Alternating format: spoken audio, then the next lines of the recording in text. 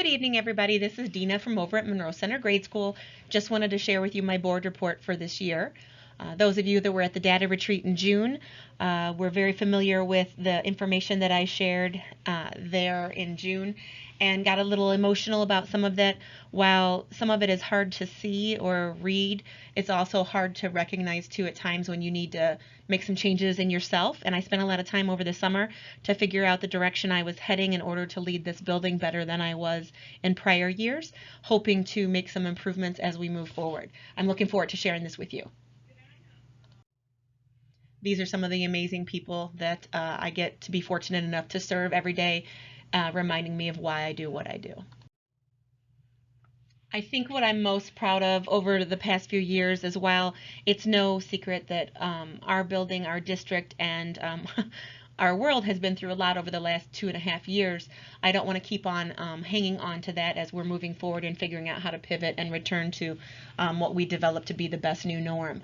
And so while we talk about a lot of things that we struggled with last year, one of the things that we did very well, while we certainly had our challenges, to be honest, we lost some footing in collective responsibility in the building.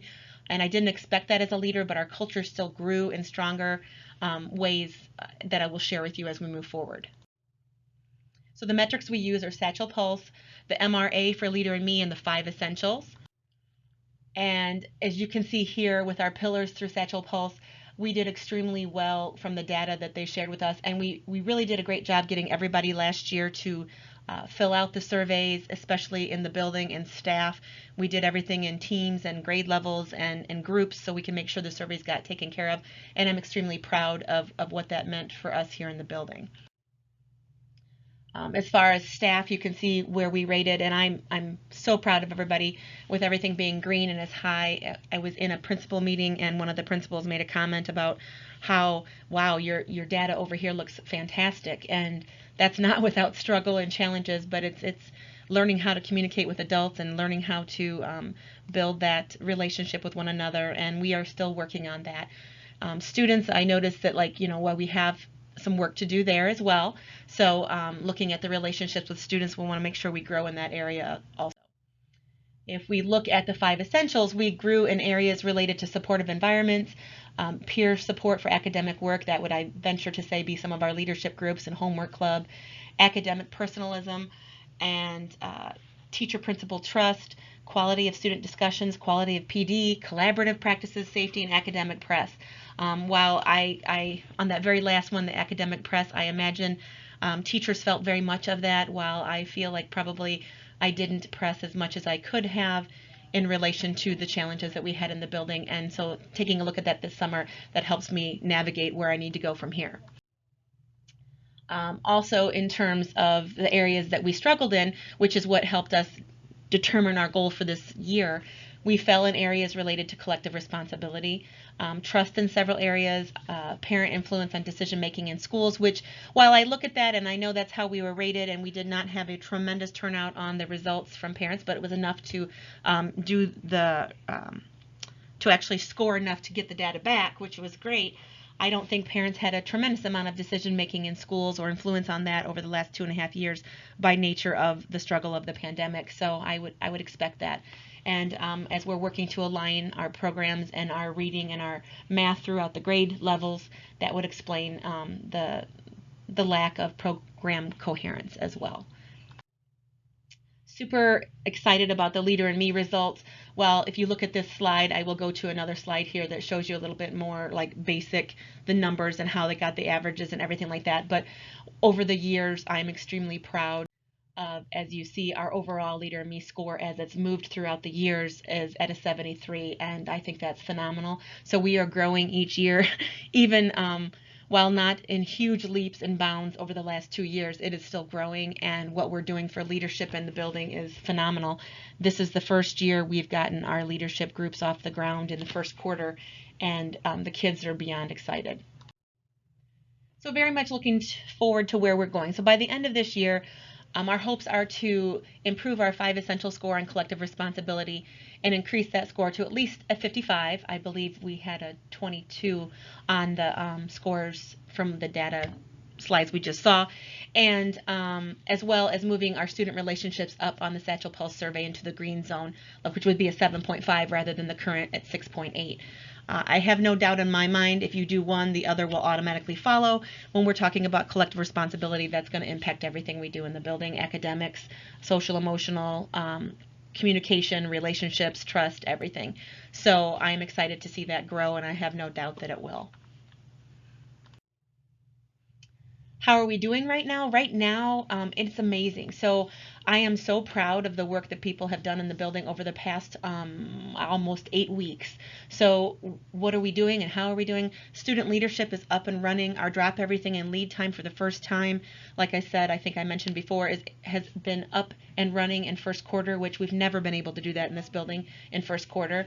We've had the best start to a year with huge groups, leadership, mentors volunteering to be part of those groups.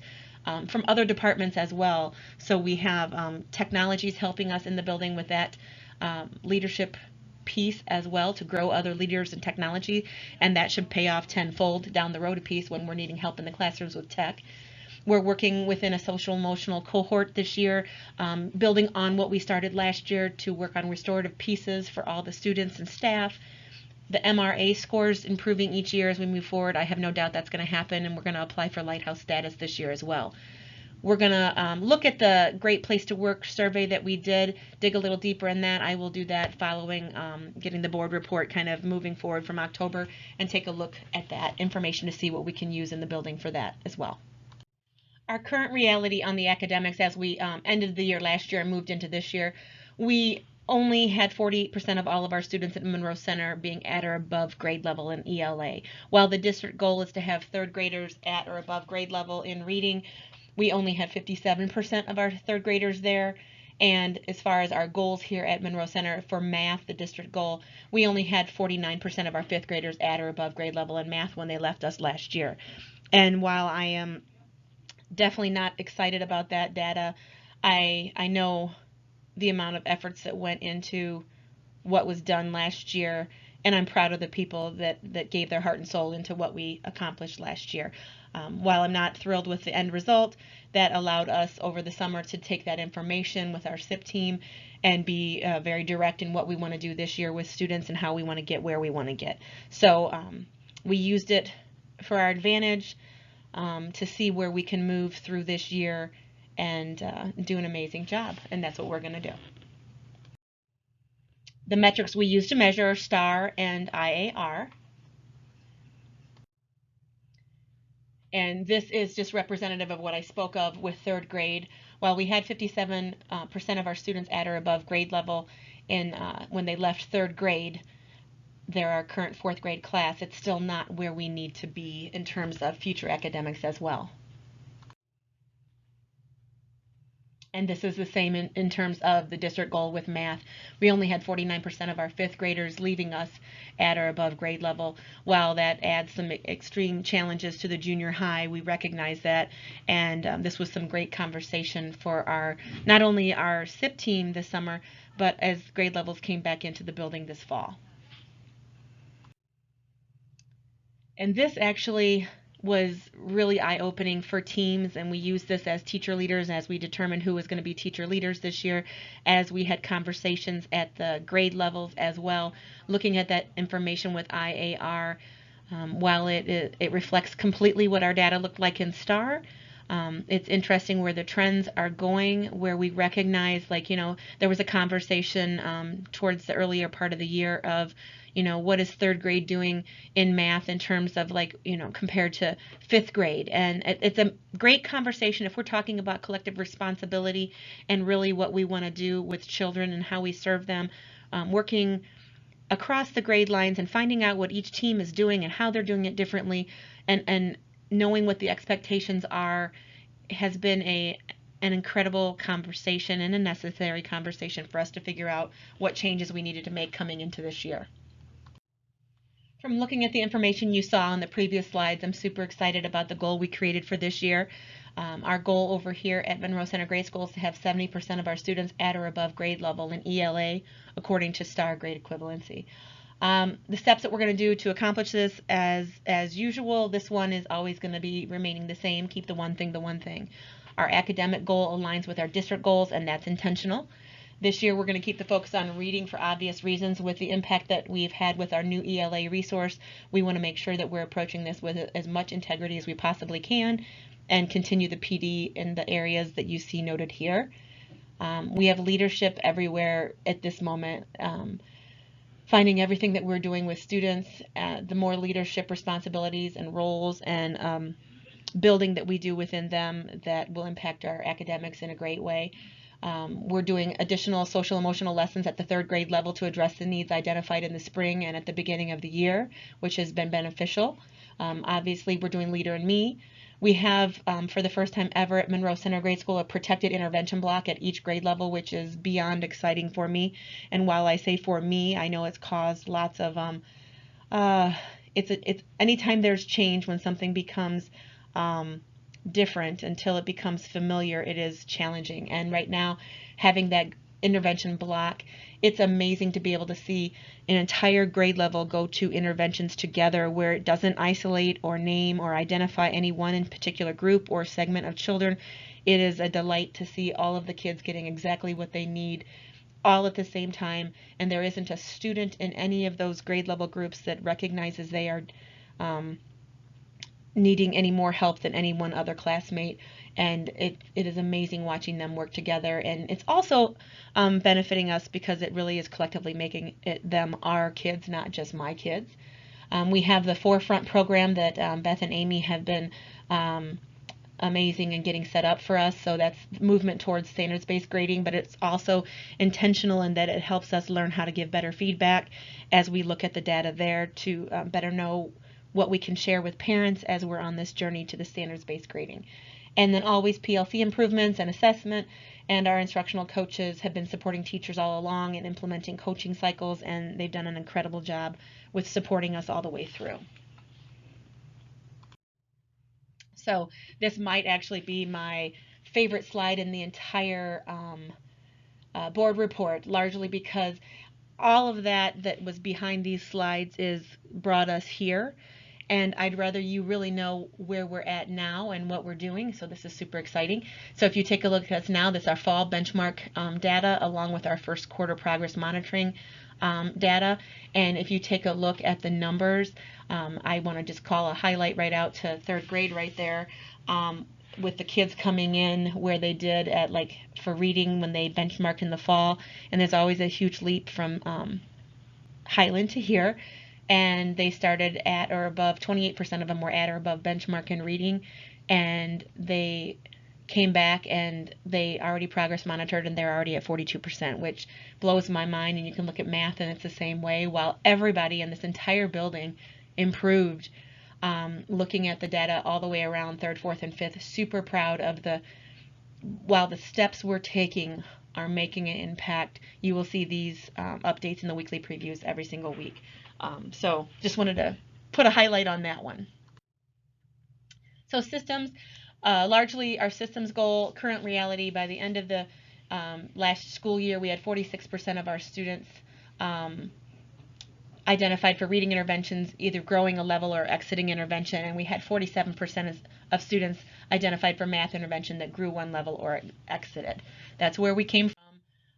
Our SIP goal this year, we want 65% of our students identified for reading intervention to show growth by at least one level or exit the intervention program. Now, when I say that, I'm going to go back to the academics, directly related to the academic goal, which everything should be. So this is going to be great through the progress monitoring throughout the year. We're going to identify the students using the DIBELS assessment. We're going to progress monitor throughout the year. We're going to use M-Class intervention through Amplify, so every kid gets what they want. Every student, DIBELS feeds the M-Class intervention platform, and so every student will get exactly what they need. And then we will have the interventions during the intervention block as well that students are working on directly related to the skills that they are needed to improve. Then we have the protected intervention blocks I mentioned, And we're also working towards push-in services versus pulling out students for resource, special education, and Title I services. That allows us to provide more direct support in the least restrictive environment. And while that has been definitely a heavy lift this year for everyone, I am super proud of everybody that has been putting in, giving it their all to do so. And then, of course, PLC work it, as well as Tier 1 instructional pivots in ELA. Everything that our teachers are doing in ELA is vastly different than how we've done it before. And while that is going to change instructionally what we do at Tier 1 levels in the classroom, I believe from what I see from the data already, that's already making huge changes in what our students are able to take away with that and what they're learning.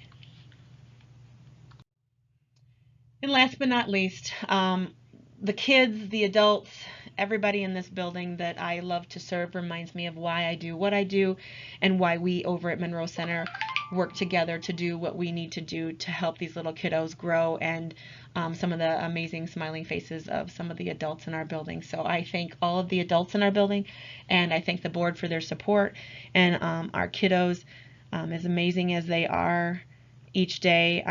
PJ had said something to me today earlier, and he mentioned that, you know, every parent brings us their best kiddo at that time, and I do believe that, and I'm excited about this year and what it's going to do for all of our students and for us. So thank you very much for your time.